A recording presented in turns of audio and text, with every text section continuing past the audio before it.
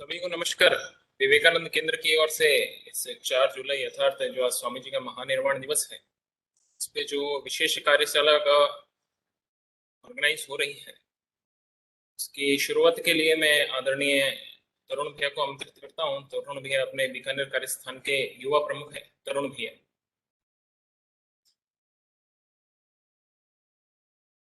वंदे मातरम। सभी अपने स्थान पर मेरुदंड को सीधा करके बैठ जाएं, आंखें बंद, कमर सीधी। तीन ओंकार प्रार्थना। ओ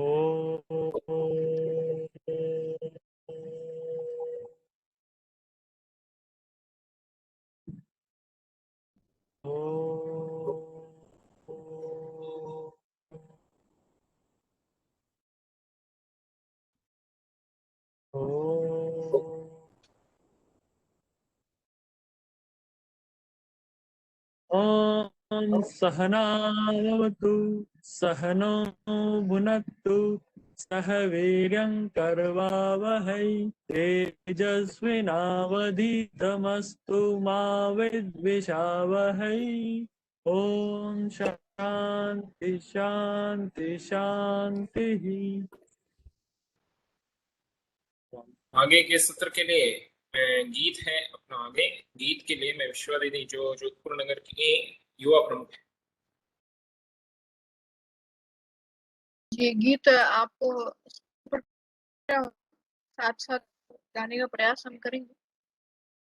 गीत उठना उठ कर चलना यह क्रम है संसार का। कर्म वीर को फर्क न पड़ता किसी जीत या हार का। यह क्रम है संसार का। गिर कर उठना उठ कर चलना यह क्रम है संसार का। कर्म वीर को तैयार का। यह संसार का। जो भी होता है घटनाक्रम रचता स्वयं विधाता है। आज लगे दंड वही पुरस्कार बन जाता है। निश्चित होगा प्रबल विचार। वीर को फर्क न का। यह क्रम है संसार का। कारण कारो ना रोने से कभी कोई जीता है। संबल और विश्वास में ही अपना दृढ़ आधार है। कर्मवीर को फर्क न पड़ता किसी जीत या हार का। यह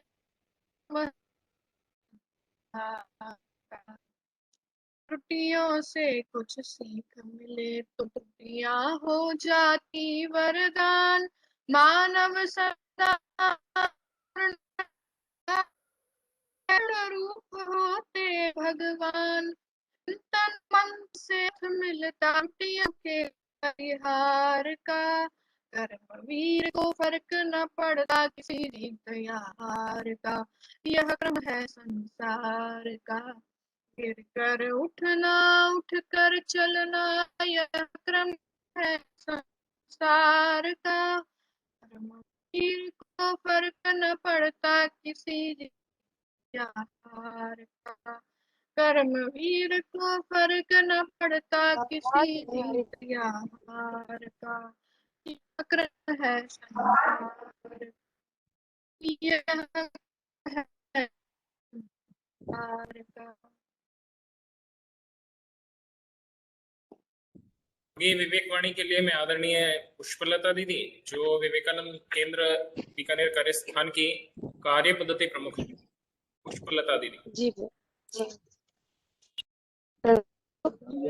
एक विचार लो, उस विचार को अपना जीवन बना लो, उसके बारे में सोचो, उसके सपने देखो, उस विचार को जियो। अपने मस्तिष्क, मांसपेशियों, नसों, शरीर के हर हिस्से को उस विचार में डूबने दो और बाकी सभी विचार को किनारे रख दो। यही होने का तरीका है।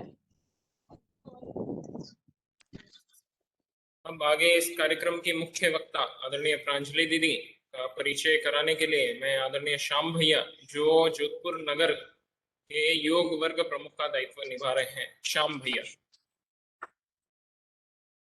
श्री प्रांजलि येरीकर, आप विवेकानंद केंद्र की जीवनवर्ती कार्यकर्ता हैं और आपने अपना संपूर्ण जीवन राष्ट्र कार्य के लिए दिया है। आप विवेकानंद केंद्र कन्याकुमारी राजस्थान प्रांत के प्रांत संगठक इस दायित्व में हैं।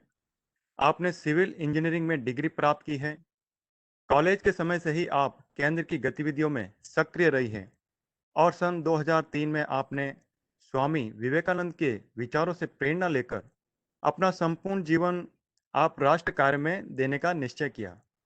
आपने मुंबई महानगर, अरुणाचल प्रदेश और उड़ीसा में सेवा कार्य किया है।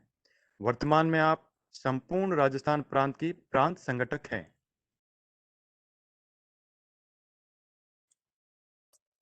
मैं आदरणीय प्रांजलि दीदी से अनुरोध करूंगा कि वो हमें मार्गदर्शन प्राप्त करें आज का जो हमारा विषय है सक्सेस मंत्र पर।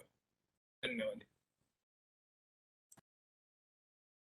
ओम स्थापकाय च धर्मस्य सर्वधर्मस्वरूपिणे अवतार वरिष्ठाय रामकृष्णाय ते नमः। पवित्रं चरितं यस्याः पवित्रं जीवनं तथा पवित्रता स्वरूपं तस्यै देव्यै नमः। श्री यतिराजाय विवेकानन्दसूरये सच्चित्सुखस्वरूपाय स्वामिने तापहारिणे सच्चित्सुखस्वरूपाय स्वामिने तापहारिणे रत्नाकराधौतपदां हिमालयकिरीटिनं ब्रह्मराजर्षिरत्नाढ्यां वन्दे भारतमातरम्। सभी को सादर प्रणाम। आज स्वामी विवेकानंद का महानिर्वाण दिन है और उसी दिन हम लोग सभी एक दूसरे से इस युवा कार्यशाला में मिल रहे हैं। आज का हमारा जो विषय है उसका जो नाम दिया था हमने सफलता का मंत्र, सक्सेस मंत्र। तो मुझे लगता है कि हम सभी लोग यशस्वी होना चाहते हैं, सफल होना चाहते हैं, जीवन में सक्सेसफुल होना चाहते हैं। क्या ऐसा कोई है जो योजना बनाता है कि ठीक है इस बार मैं थोड़ा सा असफल होके देखता हूँ, देखता हूँ कि क्या फर्क पड़ता है एक बार असफल होने से, क्योंकि ऐसा कहा गया है ना, असफलता ही सफलता की पहली सीढ़ी है। तो इस बार मैं थोड़ा सा असफल होके देखता हूँ। ऐसा कोई है क्या हमारे बीच में? कोई है तो वो हाथ खड़ा करके बताएं कि हाँ मैं हूँ ऐसा, कि जो मैं थोड़ा सा चाहता हूँ सफल हो जाऊं एक बार। ऐसा कोई है? तो ऐसा कोई नहीं। प्रत्येक व्यक्ति जो है वो सफल बनना चाहता है, किंतु हम हर बार ही सफल होते हैं ऐसा नहीं है। कभी कभी हमारे हिस्से में असफलता भी आती है। तो ये असफलता क्यों आती है? What are the hurdles to success? असफलता के कारण क्या है, या सफलता के मार्ग में ऐसी क्या बाधाएं हैं? कोई बता सकता है?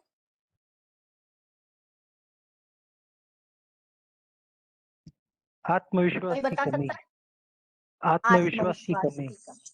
ठीक है, एक आत्मविश्वास की कमी। और हमारी योजनाएं जो हम बनाते हैं उसके लिए, मतलब योजना ठीक से नहीं बनती, ऐसा कहना है आपको चेतन भैया? जी दीदी। हाँ, मतलब योजना बनाने में हम कहीं कम पड़ जाते हैं। ठीक है, और क्या कारण है? थोड़ा सा आपका आवाज नहीं पहुंच रहा है मुझ तक। आगे बढ़ाना, टालते जाना कि हम कल करेंगे। आपकी आवाज बहुत है श्रुति जी। प्रोक्रेस्टिनेशन। डेस्टिनेशन आगे बढ़ाना कि हम कल कर लेंगे पढ़ाई, आज नहीं करते कल करेंगे। अच्छा, हाँ ठीक है, हम लोग आलस करते हैं। ठीक है, और कोई? रिस्क लेने से डरते हैं हम लोग। रिस्क लेने से डरते हैं, बहुत अच्छा बिंदु बताया आपने। और कोई? हाँ दीदी, अंकुर प्रजापति, अधिक सारे लक्ष्य एक साथ तय कर लेना भी। सोचते हैं और फिर मतलब कई सारे बातें एट अ टाइम करना चाहते हैं। ठीक है, बढ़िया। और कुछ?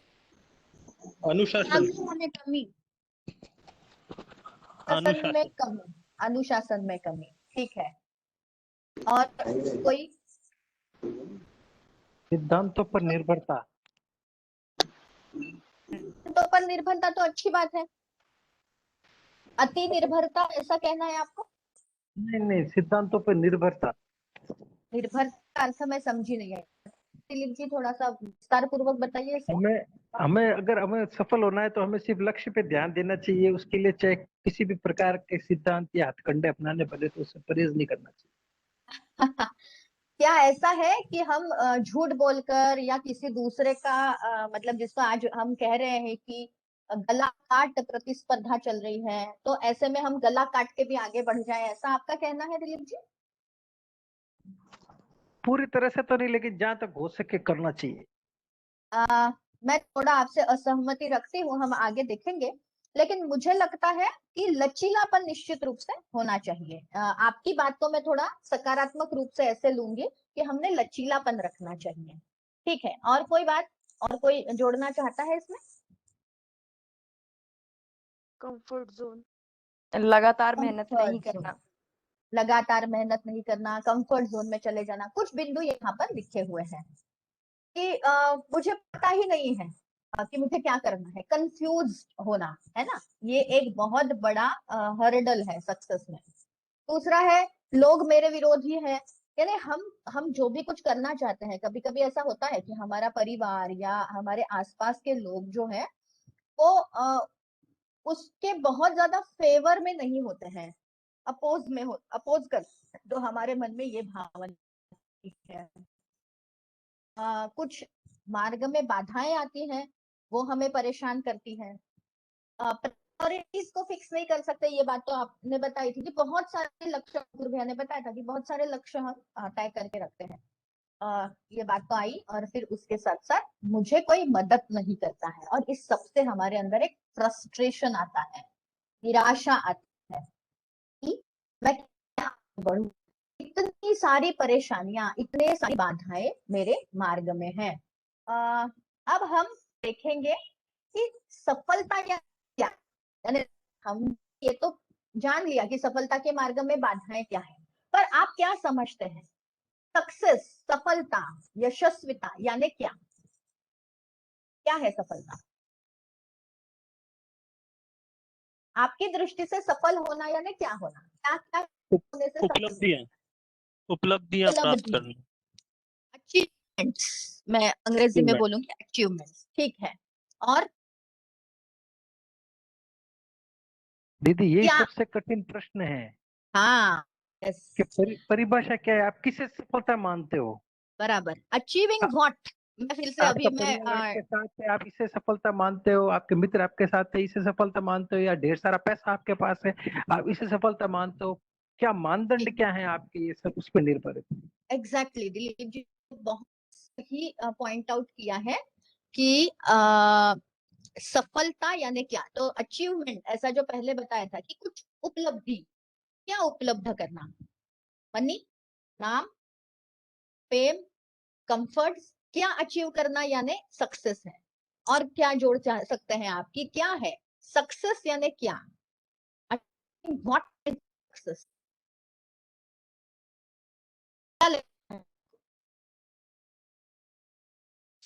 बताइए, आप नहीं बोलेंगे तो दीदी नहीं एक पढ़ सकते। छोटी सी कहानी आपका है तो मैं सुनाऊं? अपन आएंगे कहानी की ओर, पहले इसके बारे में और कोई प्रश्न, मैं इसी कोई के उत्तर ऊपर दे। सुना रहा हूँ दीदी। हाँ जी, इसी पे मैं इसी को स्पष्ट करते हुए सुना रहा हूँ बोलिए बोलिए बोलिए। कि एक बार सिकंदर मेहनत और लगन से किसी ही आगे शहर को लूटा और उसके अंदर घुसा, उसे जीता। तो उसने अंत में देखा कि एक सन्यासी था जो आराम से सो रहा था। उसने उसे जगाया, बोला कि भाई मैंने शहर जीत लिया है और मैं यहाँ का राजा हूँ। तो बोला क्या मतलब आपने ये सब युद्ध क्यों किया? कि मैंने इसलिए युद्ध किया कि मेरे पास पावर होगा। फिर क्या होगा? फिर मेरे पास खूब सारे महल होंगे, फिर खूब सारे नौकर चाकर होंगे, फिर मैं आराम से रहूंगा। कि वो तो मैं वैसे ही रह रहा हूँ, ये देख आराम से सो रहा हूँ। दंडायन की कहानी, सुंदर और दंडायन का ये संवाद हाँ। है। ठीक है, बहुत बढ़िया। तो हम सफलता की क्या चाहते परिभाषा हैं? है इसमें। ठीक है, ठीक है। अन्य लोग भी थोड़ा सा पार्टिसिपेट करें इसमें कि क्या सोचते हैं आप? आपके दृष्टि से सफल होना यानी क्या? मन की जी जोशी। जो भी हमारा लक्ष्य है उसकी प्राप्ति हमें हो जाए, वही हमारी सफलता है। या मैं आपसे पूछना चाहूंगी कि भैया आपका लक्ष्य क्या है? पैसा कमाना, नाम अर्जन करना, कीर्ति अर्जन करना, कंफर्ट्स में रहना? नहीं, अब तो ये सब लक्ष्य पीछे छूट गए। अब तो एक ही लक्ष्य है, विवेकानंद केंद्र की सेवा करना। ठीक है, मतलब आप काम पे आ रहे जी, से बड़े हो गए। जो युवा है यहाँ उनको पूछना चाहती हूँ, क्या है आपका लक्ष्य? मन की शांति। विनीत जी, मन की शांति। आप भी बहुत आगे हैं, एकदम युवा है। भारती दीदी मुझे दिख रही है, दीदी है जिनको मैं जानती हूँ, अंकिता दीदी है, युवा है ये। क्या है आपका लक्ष्य? हाँ बताइए। 1840। हाँ बोलिए। हम जो जॉब चाहते हैं वो हमें मिल जाना, वही हमारे लिए फिलहाल एक सक्सेस। हाँ, सक्सेस फिलहाल क्या है कि जो जॉब चाहते हैं, आईएएस बनना चाहते हैं, आरएएस बनना चाहते हैं, या जहां पर भी आप हैं, एडमिनिस्ट्रेटिव सर्विस में जाना चाहते हैं, डॉक्टर, इंजीनियर कुछ बनना चाहते हैं, तो वही सफलता है। ठीक है, और कोई जोड़ना चाहता है इसमें?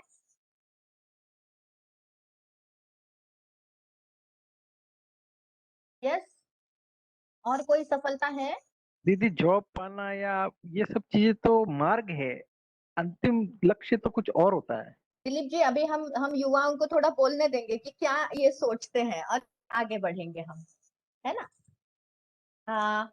हाँ जी, और कोई बोलना चाहता है? क्या है सफलता? पैसा मिल गया, कीर्ति मिल गई, कंफर्ट्स मिल गए, इससे ज्यादा क्या चाहिए? यानी जो आज युवा अवस्था में है, जो पढ़ाई कर रहे हैं, उनको ऐसा लगता है कि इससे ज्यादा क्या चाहिए। पर क्या, जैसे सुनील भैया ने बहुत अच्छे से पॉइंट आउट किया, क्या ये जीवन का अंत है? Whether this is of life?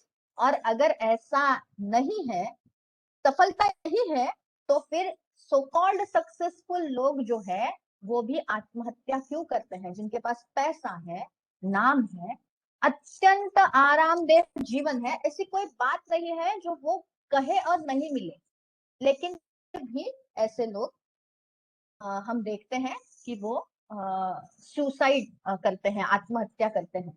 तो ऐसी क्या बात है? क्या ऐसा होता है? तो सफलता क्या है? तो व्हाट इज लैकिंग? तो सफलता क्या है? What is? अब बताइए, थोड़ा सा इस पार्श्वभूमि विचार करते हुए बताइए कि सक्सेस क्या है, सफलता क्या है? संतुष्टि, कोई मतलब संतुष्टि। क्या? हाँ हाँ, बोलो बोलो। आवाज आ रही है क्या? बिल्कुल आ रही है, बोलिए। अगर हमें कहीं पर पहुंचकर आत्मसंतुष्टि हो जाए कि हाँ अब मैं संपूर्ण हूँ, तो वही मेरे ख्याल से लक्ष्य होना चाहिए। अभी जो हम लक्ष्य बनाते हैं वो हम यहाँ कहीं से उठाते हैं अपने पड़ोस से। जैसे किसी ने, उसने आरएस की तैयारी की तो मुझे भी बनना है, तो ये हमने किसी को देखकर बनाया। या हो सकता है अपने वहां पर पहुंच जाते हैं, पर अंतरकरण से कभी कभी आवाज आती है कि नहीं, ये लक्ष्य तो नहीं है, यहाँ पर तो मैं पहुंच चुका हूँ। तो एक अंतरकरण की आवाज भी होती है जो अंदर से आती है, जो अपन से अकेले में बात करते हैं या अंदर से आती है, जिसको हम सुनते हैं।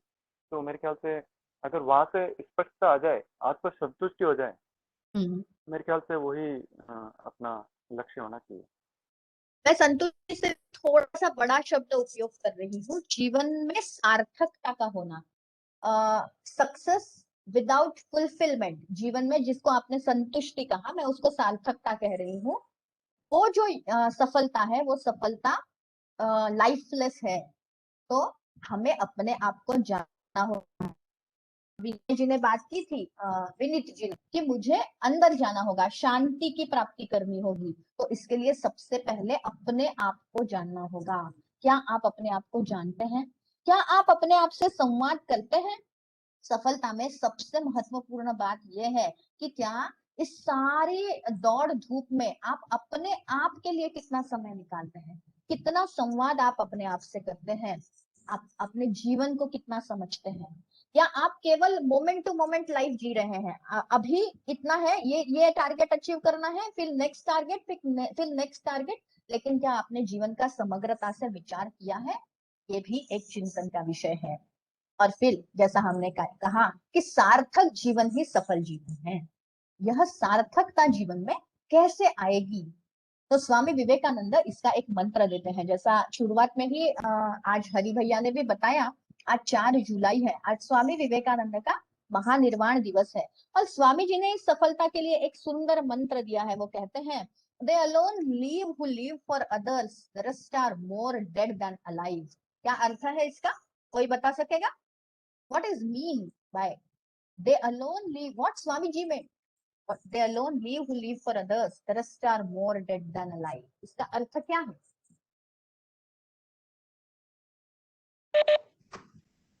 जैसे दीपक अकेला जलता है, तो अगर वो बुझ जाएगा तो वो और ही रेस्ट करेगा, तो वो और ज्यादा खतरनाक है जिंदा रहने से। इस प्रकार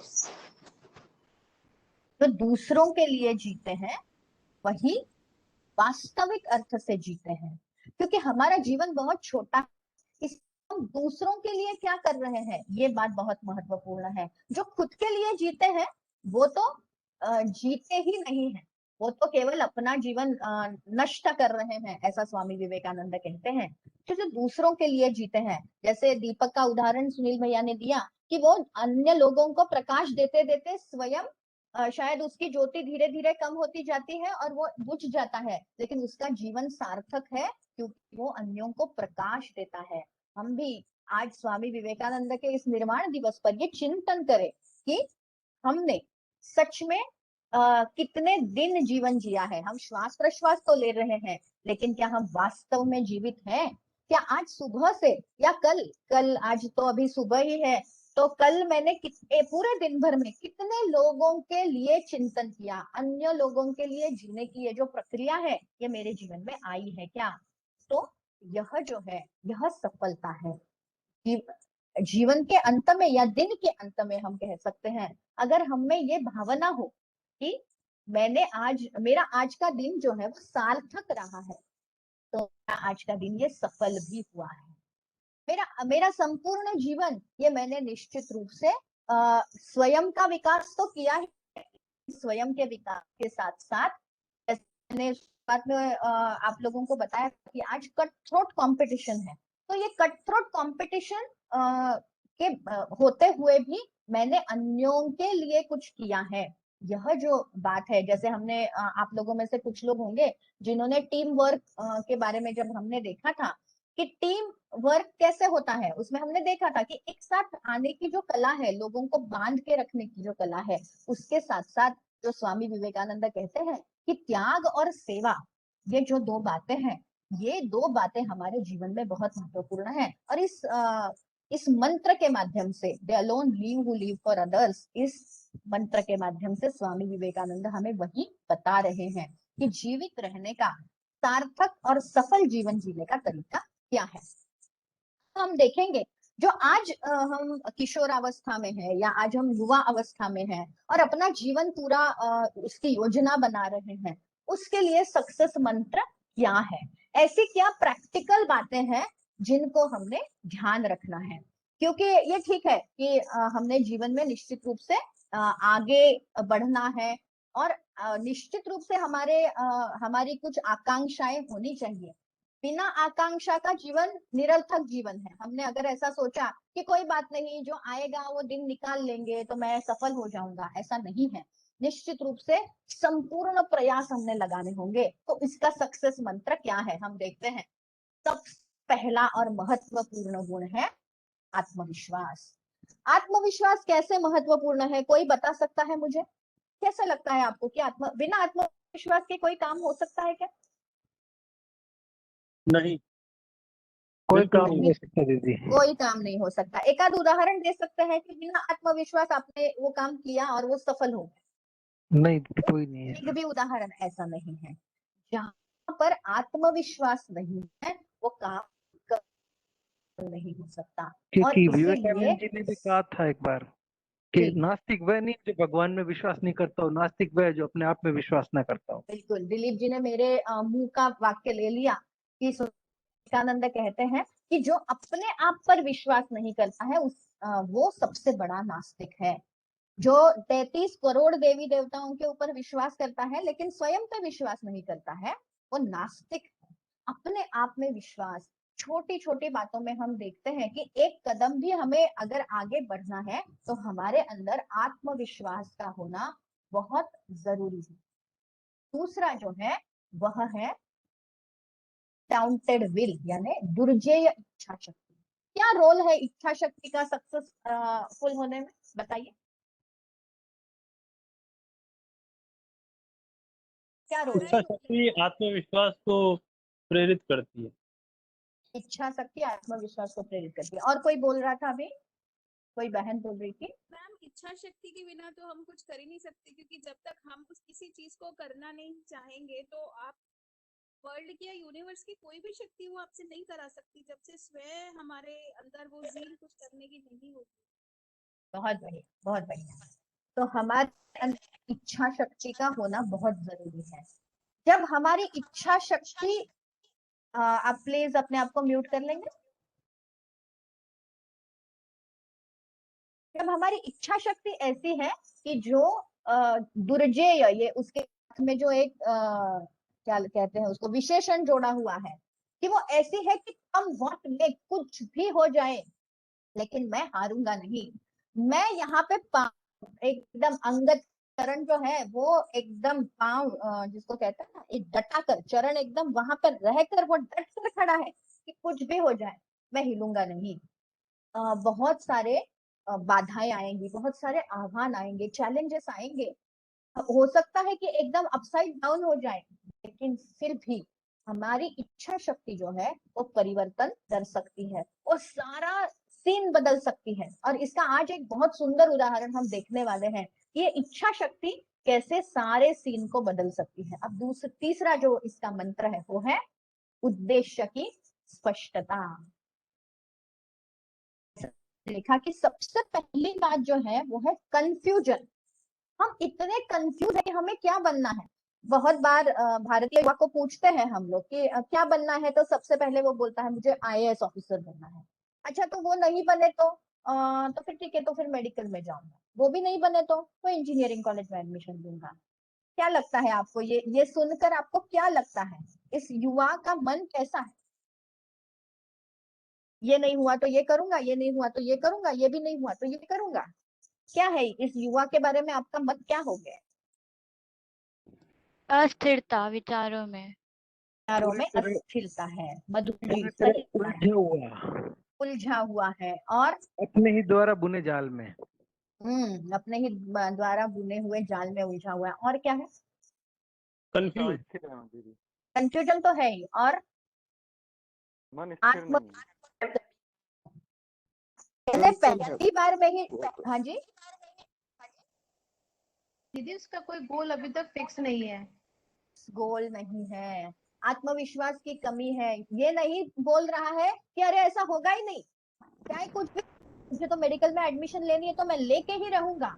ये आत्मविश्वास की कमी भी उसमें हमें दिखाई देती है। उद्देश्य स्पष्ट नहीं है, क्या करना है, ठीक है कुछ ना कुछ तो बन ही जाऊंगा।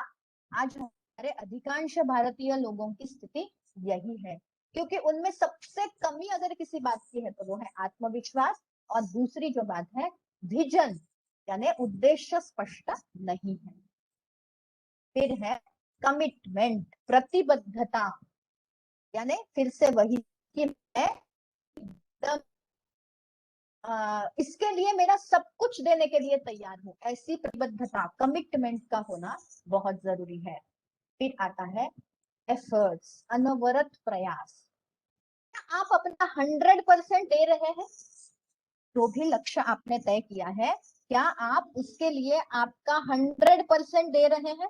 कितने लोग ऐसा सोचते हैं कि यस मैं मेरा 100% दे रही हूँ या दे रहा हूँ? कितने लोग सोच, बताइए अपने आप अनम्यूट करके बता, यस मैं 100% दे रहा हूँ। अब मेरे पास कुछ भी नहीं है ऐसा कि मैं इससे भी अधिक कर सकूं, ऐसा नहीं है, 100% दे रहा हूं। ऐसा कितने लोग सोचते हैं?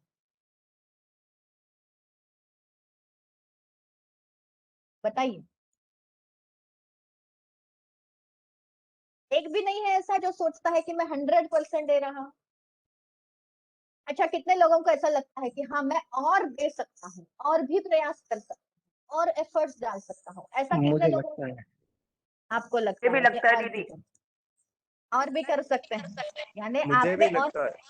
मैं भी सबको दीदी लगता है, वंडरफुल, यानी मुझे भी लगता है सबको दीदी। लगता है कि हमारे अंदर और भी क्षमता है, लेकिन हम हमारी पूरी क्षमता का उपयोग नहीं कर रहे हैं, है ना?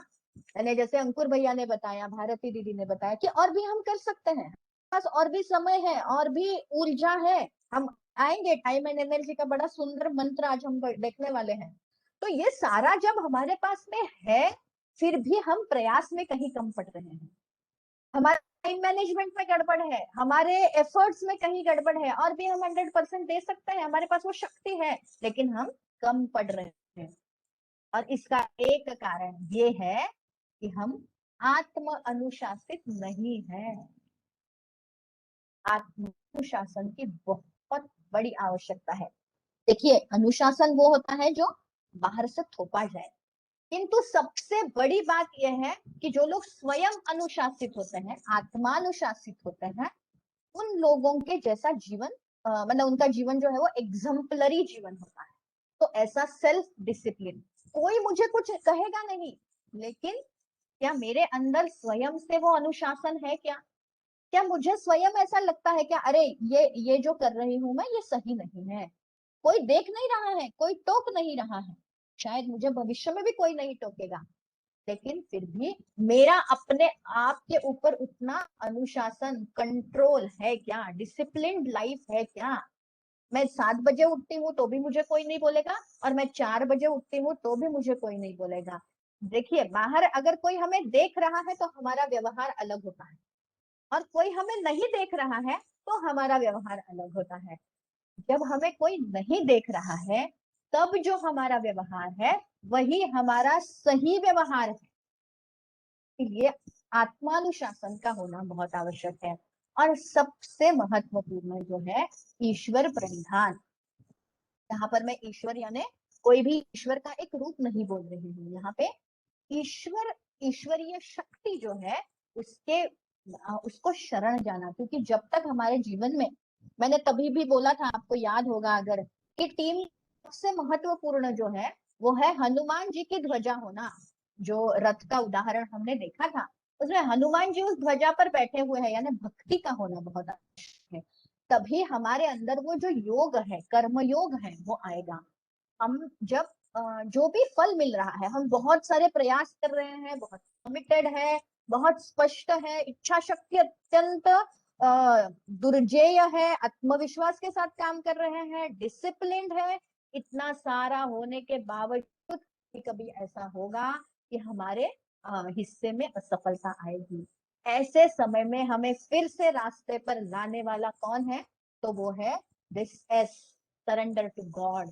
ईश्वर के ऊपर हमारी श्रद्धा कि इसमें भी ईश्वर की कोई योजना है, और इस योजना के माध्यम से मेरा जीवन और सफल होने वाला है। मैं आज यहाँ पे फिसल गई हूँ, लेकिन इसका अर्थ ये नहीं है कि मेरा जीवन वेस्ट हो गया। मैं आज यहाँ पर असफल हो गई हूँ, लेकिन इसका अर्थ ये नहीं है कि मेरा जीवन नष्ट हो गया। तो मुझे आगे चलते हुए कुछ करना है, और इसी प्लान में ईश्वर ने मुझे यहाँ तक लाया है। यह भाव जब हमारे अंदर आएगा, तब हमारे लिए सफलता निश्चित रूप से होगी। अब देखने वाले हैं हम मंत्र क्या है। ये है मंत्र, मैथिनेस, पुरुषार्थ। पुरुषार्थ यानी हमारे प्रयासों से हमने कुछ अचीव करना, प्रचंड उद्योग की क्षमता। फिर से ये एफर्ट्स के से ही संबंधित है। बहुत, एक तो अपने आप के ऊपर विश्वास और प्रचंड उद्योग करने की क्षमता। महत्वाकांक्षा, मैं यहाँ महत्वाकांक्षा को निगेटिव रूप में नहीं ले रही हूँ, जैसा आज सीरियल्स में दिखाते हैं या इन जनरल जो दिखाई देता है कि दूसरे को पीछे डालो, उसके साथ कुछ भी करो, लेकिन खुद जीतो। ये महत्वाकांक्षा, इसके बारे में मैं बात नहीं कर रही हूँ। मेरे लिए महत्वाकांक्षा यानी जैसे अब्दुल कलाम कहते हैं कि वो कहते हैं कि अगर आप सपने छोटे देख रहे हो और वो सफल होने के बाद में ताली बजा रहे हो, अपनी आप कहीं पीठ थपथपा रहे हो, तो आप एक अपराध कर रहे हो। It is crime to dream small. छोटे सपने देखना और फिर विजयी होने पर अपने आप को शाबाशी देते घूमना, ये सबसे बड़ा गुनाह है, अपराध है। बड़े सपने देखिए, जीवन में ऐसा कुछ करना चाहिए कि जिसके कारण हम, हमारा परिवार, हमारा समाज, हमारा राष्ट्र, सभी लोग हमारे ऊपर गर्व अनुभव करें। क्या ऐसी महत्वाकांक्षा आपने जीवन में देखी है? ऐसा सपना आपने देखा है? ऐसी महत्वाकांक्षा को पालिए जिससे ये सारे लोग अब गर्व अनुभव करें। किसी को भी ऐसा नहीं लगे कि अरे अरे ये व्यक्ति तो क्या है, एकदम छोटा सा व्यक्ति है। नहीं, बड़ी महत्वाकांक्षा रखिए। नो निगेटिविटी, सकारात्मक जीवन, ये बहुत जरूरी है। समय प्रबंधन ये तो निश्चित रूप से ही बहुत ज्यादा महत्वपूर्ण है, क्योंकि ये सारा कुछ आते हुए आते हैं टाइम मैनेजमेंट पर। हम ये सारी बातों को समझते हैं, हम बोलते हैं समय ही कहाँ है हमारे पास। फिर आता है रेजिलियंस, लचीलापन। जहाँ आवश्यक है वहां एकदम मतलब क्या कहते हैं जिसको, किसी के पांव भी पकड़ने पड़े तो वो भी करिए। हमारे जो है वो छोटी विकास ऐसी नहीं कर रही हूँ। हम जो उदाहरण देखेंगे उसमें निश्चित रूप से इसको और व्यवस्थित समझेंगे। और अंतिम बात है वो है विजिगीषु वृत्ति। Attitude to win, winning attitude. कभी भी नहीं हारेंगे हम। विवेकानंद केंद्र में जो शिविर होते हैं उसमें खेल होते हैं, बहुत सारे युद्ध के खेल भी हम खेलते हैं। और उस खेलों में हम देखते हैं कि अगर पूरे गण में एक ऐसा होगा कि जो सोचता है अरे यार ये युद्ध के खेल होते हैं जैसे दीवार युद्ध है या मतीरे की फाक का युद्ध है, एक व्यक्ति अगर कमजोर होगा तो पूरा गण हार जाता है, क्योंकि उसने वो विजिगीषु वृत्ति, लड़ने की, जीतने की जो वृत्ति है, विजयाकांक्षा जो है वो छोड़ दी। अरे नहीं होगा, मुझसे तो नहीं होगा, मैं तो हार जाऊंगा। और मैं नहीं, हम सब मिलकर हार जाते हैं। तो इसलिए एटीट्यूड टू विन, जीतने की क्षमता मेरे अंदर है, इस पर पूर्ण विश्वास रखते हुए ही हम आगे चल सकते हैं।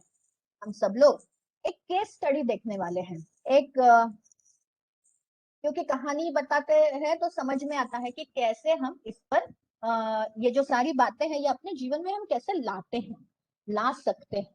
तो एक छोटी सी कहानी हम देखने वाले हैं। स्वामी विवेकानंद, हम सब जानते हैं, स्वामी विवेकानंद की जब जन्म शताब्दी मनाई जा रही थी तब ये घटना घटी है। और उस घटना को हमने देखा, हम देखेंगे कि कैसे एक बहुत बड़ा इतिहास रचा गया।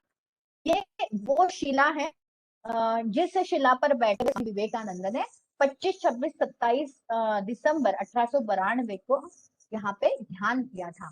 और 3 दिन के ध्यान के पश्चात स्वामी जी उठकर खड़े हुए और उन्होंने कहा कि मुझे अपने जीवन का लक्ष्य मिल गया है। The mission dawned upon me, ऐसा स्वामी जी कहते हैं। On that last bit of Indian rock the mission dawned upon me। Swami Vivekananda के जीवन का जो बाद का भाग है, एक तूफानी सन्यासी, विदेश में जाते हुए भारतीय संस्कृति का जो प्रचार प्रसार उन्होंने किया, उसका एक कह सकते हैं कि उस विचार का जन्म स्थान यह है। या कुछ विवेकानंद केंद्र के जो सीनियर जीवनव्रती है वो कहते हैं कि नरेंद्र से स्वामी विवेकानंद, ये जो परिवर्तन है, स्वामी विवेकानंद का जन्म कहाँ हुआ है, वो इस शिला पर हुआ है। और ऐसी शिला पर स्वामी विवेकानंद का एक स्मारक होना चाहिए, ऐसा विचार कुछ लोगों ने किया। लेकिन जैसा हम जानते हैं कि बड़ा कोई काम होना होता है तो उसमें बाधाएं, विघ्न आने ही है। और इस शिला पर, क्योंकि हम जानते हैं कि ये कन्याकुमारी की वो शिला है, इस पर जैसे ही ये विचार हुआ कि स्वामी विवेकानंद का स्मारक बनाना है या यहाँ पर एक छोटा सा स्मृति उनके रूप में कुछ लगना चाहिए, ऐसा विचार जैसे ही आया, वहां के कुछ लोगों ने कुछ एक विशेष कम्युनिटी के लोगों ने उसका विरोध करना शुरू किया। वहां के एक मतलब पूरे ही क्रिश्चियन समुदाय था ऐसा नहीं बोल सकते, एक छोटा सा सेक्शन था क्रिश्चियन समुदाय का, जिन्होंने कहा कि ये तो सेंट जेवियर्स रॉक है और यहाँ पर कोई विवेकानंद वगैरह नहीं आए थे, यहाँ स्वामी जी का स्मारक नहीं होगा। कम्युनल वहां पे कम्युनल क्लैशेस शुरू हो गए। तमिलनाडु के जो चीफ मिनिस्टर थे उन्होंने कहा कि मेरे जीवन काल में यहाँ पर स्मारक नहीं आएगा। देखिए, हाँ, ये सारी बात ध्यान में रखिए, हम आगे चल के देखने वाले हैं कि क्या होता है इस कहानी में, कैसे ये सारा अपसाइड डाउन हो जाता है। हुमायूं कबीर जो केंद्र में मंत्री थे, सांस्कृतिक मंत्री, उन्होंने कहा कि यहाँ पर स्मारक आना यानी यहाँ की जो नेचुरल ब्यूटी है, जो नैसर्गिक सौंदर्य है, सुंदरता है, वो खराब हो जाएगा। और फिर ऐसा लगने लगा कि ये तो टास्क इम्पॉसिबल है। देखिए क्या क्या बाधाएं आई है मार्ग में, क्लैशेस हो गए, चीफ मिनिस्टर विरोध में है, यूनियन मिनिस्टर विरोध में है, और ऐसे में इस तीर में एक व्यक्ति का आगमन हुआ। वो व्यक्ति थे माननीय एकनाथ जी रानड़े। ये काम में किया, तब लोग, उनके जो मित्र थे, उन्होंने कहा कि एकनाथ जी, ये काम कोई छोटा काम नहीं है, ये बहुत बड़ा काम है, पूरे जीवन का काम है, और आपने जीवन भर में ऐसा कोई काम नहीं किया है, आप ये काम हाथ में मत लीजिए। लेकिन एकनाथ जी ने, जैसा कहते हैं ना, चरण अंगद ने रखा है, आई से कोई हटाए। जब एक बार काम हाथ में ले लिया है, तब अब चाहे कुछ भी हो जाए, पीछे नहीं हटेंगे। बहुत सारी बाधाएं आई, और मात्र जिस काम के लिए उनके मित्रों ने कहा था कि इसके लिए जन्म लगेंगे, अनेक लोगों का जीवन जाएगा, ऐसे यह कार्य के लिए एकनाथ जी ने 6 वर्ष का समय लिया, और 6 वर्ष में ये सुंदर स्मारक आप देख रहे हैं, कितनी सुंदर उसकी छवि है। जिन्होंने विवेकानंद शिला स्मारक प्रत्यक्ष देखा है, वो इसका दर्शन किया है, उनको इसका प्रत्यक्ष अनुभव है। अत्यंत सुंदर ऐसा स्मारक 6 वर्ष के रिकॉर्ड टाइम में कैसे पूरा हुआ, इतनी बाधाओं के बावजूद। बहुत ही सुंदर कहानी है ये। सबसे पहला गुण, क्लैरिटी ऑफ पर्पस, उद्देश्य की स्पष्टता। माननीय एकनाथ जी, ये सारी बाधाएं चल रही थी, चीफ मिनिस्टर, केंद्रीय मंत्री, सब लोग जब विरोध में हैं, तब एक दिन एकनाथ जी किनारे पर खड़े थे, और उनका एक कह सकते हैं कि एक मित्र, उनके जो आयु में उनसे काफी यंग थे, छोटे थे, डॉक्टर धर, वो उनके पास, सॉरी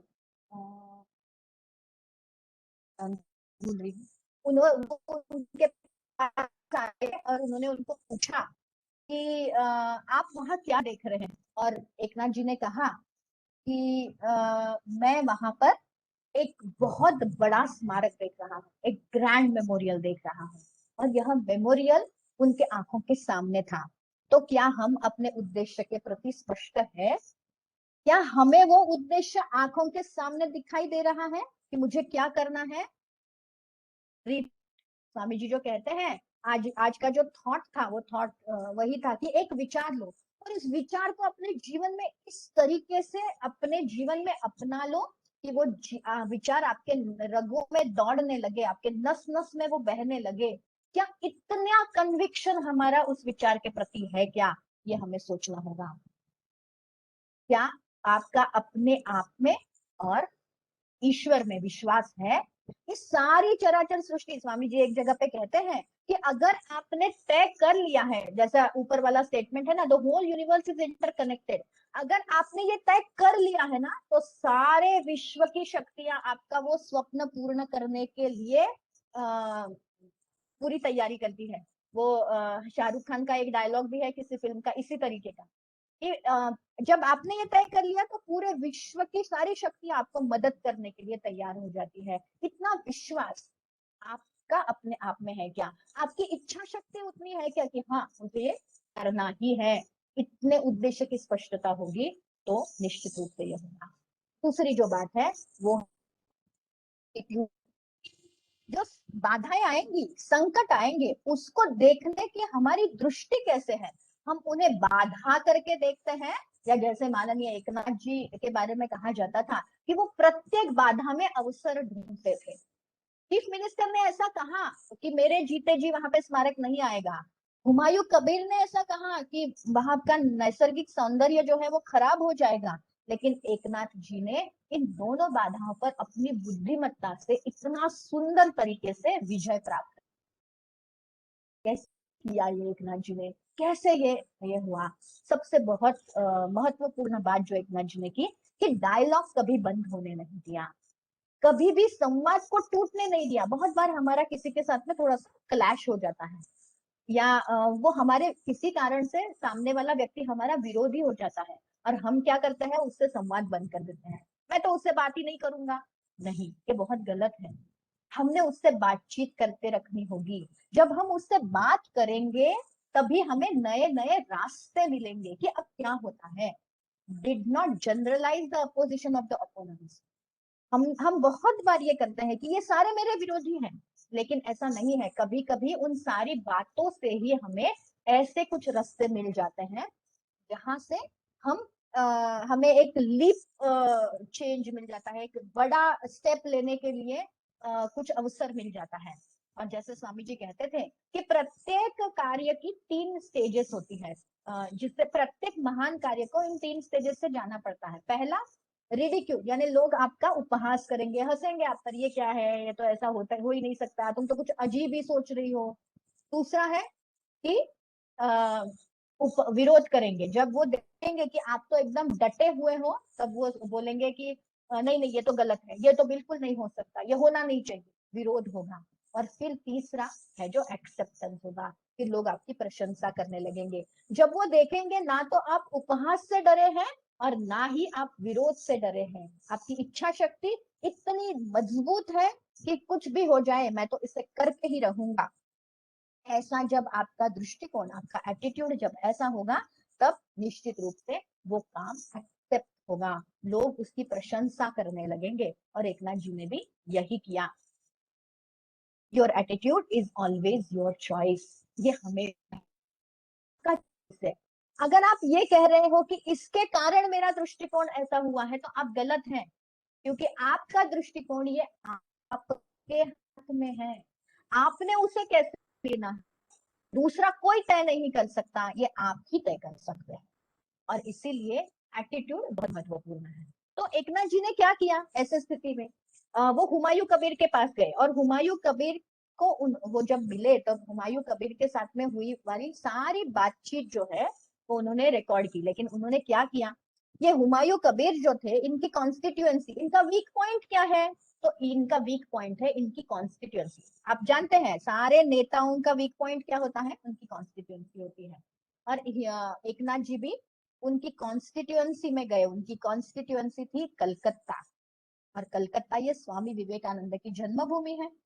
वहां पर उन्होंने एक प्रेस कॉन्फ्रेंस लेते हुए, मैं बहुत शॉर्ट में बता रही हूँ क्योंकि हमारे पास समय कम है, बहुत सुंदर ये कहानी है।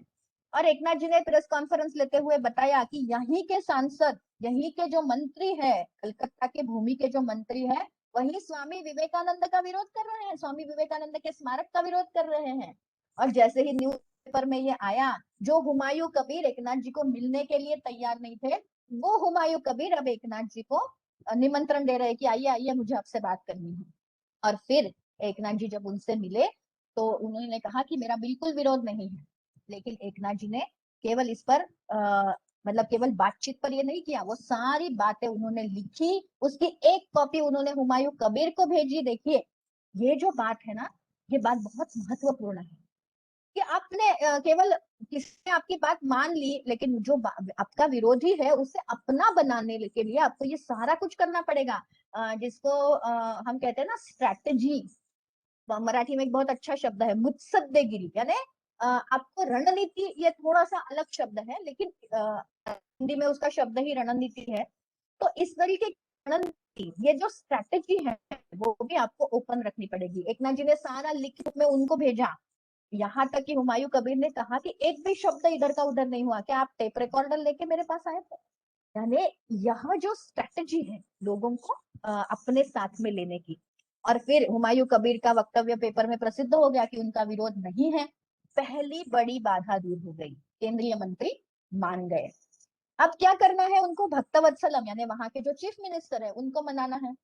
चीफ मिनिस्टर को कैसे मनाएंगे, तो उन्होंने सोचा कि छोटी रेखा, एक रेखा अगर खींच गई है उसको हमें छोटा बनाना है तो हमें दूसरी बड़ी रेखा को खींचना होगा। बहुत बार हम क्या करते हैं, हमारे पास में जब ऐसे चैलेंज आते हैं हम उस रेखा को छोटी करने के प्रयास में लग जाते हैं, और जैसे ही उसको छोटा करने लगते हैं तो बहुत सारे और कॉम्प्लिकेशंस तैयार होते हैं। लेकिन एकनाथ जी ने सोचा कि चीफ मिनिस्टर को अगर हमें एक दृष्टि से उनका विरोध जो है उसको शांत करना है तो हमें ये प्रश्न राष्ट्रीय स्तर का बनाना होगा। सारे सांसदों से उन्होंने 1 to 1 बात करी, और जब लाल बहादुर शास्त्री ने उनको कहा कि आप एक आवेदन पत्र बनाइए, बहुत शॉर्ट में मैं बता रही हूँ, आप सब लोग पुस्तक लेके पढ़ सकते हैं, it's very interesting, very inspiring. और आप एक आवेदन पत्र बनाइए और उस पर कुछ जो सांसद है उनके सिग्नेचर लीजिए। तो लाल बहादुर शास्त्री ने सोचा था कि कुछ 30 लोगों के सिग्नेचर उस पर होंगे और एक आवेदन हम संसद में दे लेंगे। मात्र 3 दिनों में माननीय एकनाथ जी ने 324 सांसद उस समय पार्लियामेंट में हुआ करते थे, उसमें से 323 सांसद जो दिल्ली में उपस्थित थे, ऐसे 324 सांसद थे, उसमें से 323 सांसदों के सिग्नेचर उन्होंने 3 दिनों में लिए। यानी उन्होंने कितना सारा बैकग्राउंड वर्क किया होगा। 1 महीने तक वो लोगों को मिले, उनको अपनी बात से कन्विंस किया, और इसी कारण जब उन्होंने ये आवेदन पत्र बनाया लोगों ने उस पर एकदम सहर्ष बहुत और उन्होंने उसमें और एक स्ट्रैटेजी, मैं फिर से स्ट्रैटेजी की बात कर रही हूँ, सबसे पहले वो लीडर के पास जाते। जैसे कांग्रेस के लीडर कौन है, उस समय कांग्रेस का राज था, कांग्रेस के लीडर कौन है, तो रघुनाथ प्रसाद सिंह कांग्रेस के अध्यक्ष हुआ करते थे, उनके पास जाकर उन्होंने सिग्नेचर लिया। जैसे ही अपने नेता का सिग्नेचर देखते लोग, बाकी के सारे लोग खुद भी सिग्नेचर कर देते। तो ये स्ट्रैटेजी है, इससे संपर्क करना है। हम क्लर्क से शुरुआत करते हैं या हम अधिकारी से शुरुआत करते हैं, ये बात भी बहुत महत्वपूर्ण है। और कोई भी ऐसी मेंटल हिच नहीं रखनी है कि मैं इससे बात करूंगा, ये तो मेरा सपोर्टिव है, ये मेरा विरोधी है, ऐसा कुछ भी नहीं। एकनाथ जी ने ऐसा कोई बाउंडिंग नहीं रखा। सारी पार्टियां, वामपंथी लोगों ने भी उनको सिग्नेचर दिए। 323 सांसद जब हम कह रहे हैं, सारी पार्टियां उनके साथ में आई, क्योंकि विचार बहुत बड़ा था। हम जब ये किसी चक्कर में फंस जाते हैं ना कि ये मेरे सपोर्टिंग है, ये मेरे विरोधी है, तो हम काम नहीं कर पाएंगे। एक बड़े कॉज के लिए हमें सबको एक साथ लाना होगा। तो हमारा विचार कितना बड़ा है वो बात महत्वपूर्ण है। सबसे ज्यादा महत्वपूर्ण ये है कि हमारे आसपास जो लोग हैं वो सारे लोग इसी कार्य के लिए हैं, उनमें भी वही दिव्य चेतना है, इस पर हमारा विश्वास होना।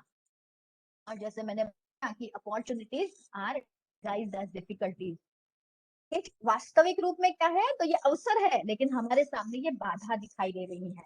अब चीफ मिनिस्टर मान गए, क्योंकि संसद में सब लोगों ने हाँ कह दिया। नेहरू जी ने बताया कि ठीक है, मैं तुरंत बात करूंगा, अभी मैं चेन्नई जा ही रहा हूँ, उस समय मैं मुख्यमंत्री से बात करूंगा। और एकनाथ जी जैसे ही चेन्नई पहुंचे, भक्तवत्सलम ने कहा कि ठीक है, आप स्मारक बना दीजिए, लेकिन वो स्मारक मात्र 15 फीट बाय 15 फीट का होना चाहिए। स्वामी विवेकानंद का स्मारक इतने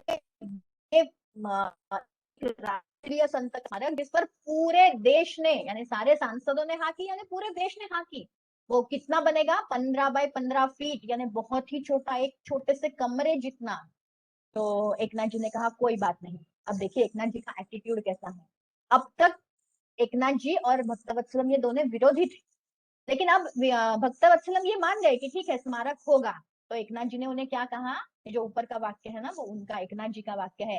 एकनाथ जी कहते हैं कि मैं आपके मार्गदर्शन में काम करूंगा, सरेंडर कर दीजिए, कोई बात नहीं।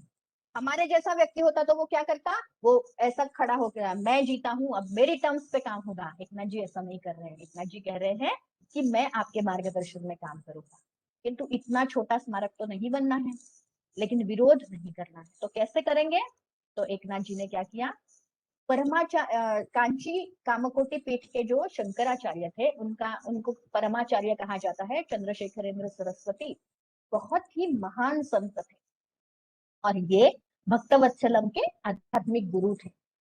उन्होंने कहा कि मैं 6 लोगों से मिलूंगा और 6 लोगों के माध्यम से मैं इस काम को पूरा करूंगा। और उन 6 लोगों में एक महत्वपूर्ण व्यक्ति थे कांची कामकोटि पीठ के शंकराचार्य। और एक जब 6 लोगों के नाम सुने तो वो सारे देश बहुत महत्वपूर्ण व्यक्ति थे। और इसीलिए भक्तवत्सल ने कहा कि ठीक है, 6 लोगों से मिलते हुए एकनाथ जी ने 4 प्रारूप बनाए, जिसमें परमाचार्य ने स्वयं एक प्रारूप बनाया था, क्योंकि परमाचार्य उनके बारे में ऐसा कहते हैं कि ऐसी कोई विद्या नहीं थी जो वो जानते नहीं थे। स्थापत्य कला में भी उनका विशेष रुचि भी थी, और उनका जिसको कहते हैं कि उन्हें एक वरदहस्त ईश्वर का मिला था, बहुत सुंदर स्थापत्य कला वो जानते थे, और इसीलिए उनकी सलाह से भी एक प्रारूप बनाया गया। और जब भक्तवत्सलम को ये चारों प्रारूप लेकर एकनाथ जी मिलने के लिए आए, उन्होंने कहा कि मेरे पास 4 प्रारूप हैं, इनमें से एक प्रारूप तो विशेष रूप से परमाचार्य ने खुद बनाया है। तो भक्तवत्सलम की रिएक्शन क्या थी? देखिए, बाकी के 3 प्रारूप तो आप दूर रखिए, मुझे ये वाला प्रारूप दिखाइए और यही प्रारूप वास्तविक रूप से बनेगा। अब भक्तवत्सलम ने क्या कहा? 15x15 का स्मारक बनना है। एकनाथ जी ने कहा कि शंकराचार्य जी ने जो प्रारूप बनाया है वो थोड़ा सा बड़ा है। भक्तवत्सल ने कहा कि ठीक है, कोई बात नहीं, शिला पर यही प्रारूप बनेगा, यही स्मारक बनेगा। और वो थोड़ा सा बड़ा प्रारूप था, 135 फीट बाय 94 फीट। कहा क्या? थोड़ा सा बड़ा है।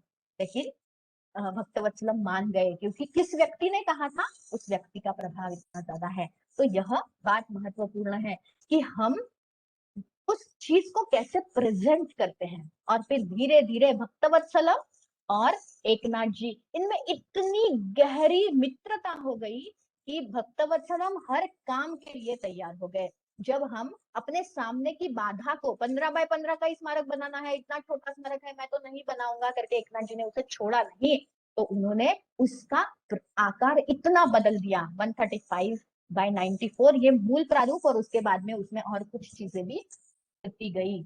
तो यह बात महत्वपूर्ण है, और इसके लिए आवश्यक है तितिक्षा, पेशेंस, धैर्य। और वो कैसा? क्रियाशील धैर्य, time and energy. Eknath ji कहते थे कि जीवन क्या है? Life is equal to time and energy. आपके पास समय है और ऊर्जा है, इसका उपयोग अब हमने बहुत सही तरीके से करना होगा। और वही एकनाथ जी के जीवन में हमें दिखाई देता है। छोटी छोटी बातों का प्लानिंग, और उसके साथ में वो बहुत फर्म रहा करते थे। बहुत सारे प्रसंग हमें एकनाथ जी के इस कहानी में दिखाई देते हैं, उनके जीवन में दिखाई देते हैं। छोटी छोटी बातों में बड़ी सफलताएं छुपी होती हैं, और इसीलिए उनका ध्यान देना। आसपास के लोग हैं, उनके अंदर भी पोटेंशियल है, वो हमारे काम के लिए बाधाएं नहीं है, बल्कि वो हमारे काम के लिए मददगार है। यह विश्वास रखते हुए आगे बढ़े। पूरे देश उन्होंने का कूपन बनाते हुए पैसे जमा किए। सारे केंद्र सरकार से के साथ सारे राज्य सरकारों ने भी पैसे दिए, और इसके माध्यम से 1,35,00,000 जैसी बहुत बड़ी राशि जमा हुई। जब क्रिटिकल ऐसी स्थिति आई कि पैसा नहीं है, तब उन्होंने जो काम करने वाले, जो सारा ये जो बहुत बड़ा स्मारक बन रहा था, उसके स्मारक के लिए जो आर्किटेक्ट काम कर रहे थे, जो मजदूर काम कर रहे थे, उन सबको उन्होंने आवाहन किया कि अभी पैसा नहीं है, लेकिन फिर भी मुझे आपके सेवा की आवश्यकता है, नहीं तो हम समय में इसको पूरा नहीं कर पाएंगे। और उसमें उन सारे लोगों ने उनकी मदद की। केवल भोजन, 2 समय का भोजन लेते हुए इन लोगों ने काम किया। तो हमारे आसपास जो लोग हैं, उनकी अच्छाई के ऊपर विश्वास रखना, यह बहुत महत्वपूर्ण है। ये टीम स्पिरिट है।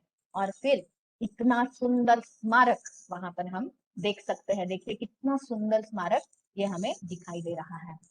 अब जो टेक होम पॉइंट्स है उसकी तरफ हम आते हैं। ये 6 बातें जो है ये बहुत महत्वपूर्ण है। हमने देखी कि हमारा एटीट्यूड क्या है, हम क्या अपने साथ के लोगों के साथ में और जो संपर्कित लोग हैं उनके साथ में हमारा व्यवहार कैसा है, क्या हम बाधाओं को सही रूप से स्वीकार कर रहे हैं, उनको अवसर मान रहे हैं, क्या हमारी पूरी ऊर्जा और पूरा समय इसका उपयोग कर रहे हैं, आसपास के लोगों का पोटेंशियल जान रहे हैं, और हमारे अंदर उद्देश्य की स्पष्टता है क्या। और फिर जैसा स्वामी जी कहते हैं, each soul is potentially divine. Swami Vivekananda का ये वाक्य जो है वही हमारे लिए भी है। हमारे भी हर एक व्यक्ति में ऐसा एक सफल व्यक्ति छुपा हुआ है, बस उसको अभिव्यक्त करने की आवश्यकता है। व्यक्ति इस शब्द में ही वो अभिव्यक्ति छुपी हुई है। तो यह बात बहुत महत्वपूर्ण है। We have that potential. पर हमारा जो होता है वो इस स्लाइड में दिखाई दे रहा है कि हमारे व्यक्तित्व के 4 हिस्से माने गए। इसको जौहरी विंडो कहा गया है। आप नेट पे सर्च करेंगे तो काफी सारे डिटेल्स मिल जाएंगे। एक जो है हमारे व्यक्तित्व का भाग, वो सबके लिए ओपन है, खुला है। मैं क्या हूं ये मैं जानता हूं, मेरे साथ के लोग जानते हैं। दूसरा जो है वो मेरे साथ के लोग नहीं जानते हैं किंतु मैं जानती हूँ। जैसे मैं बहुत अच्छी कविता करती हूँ, मुझे पता है, मैं सब लोगों के सामने नहीं बताती।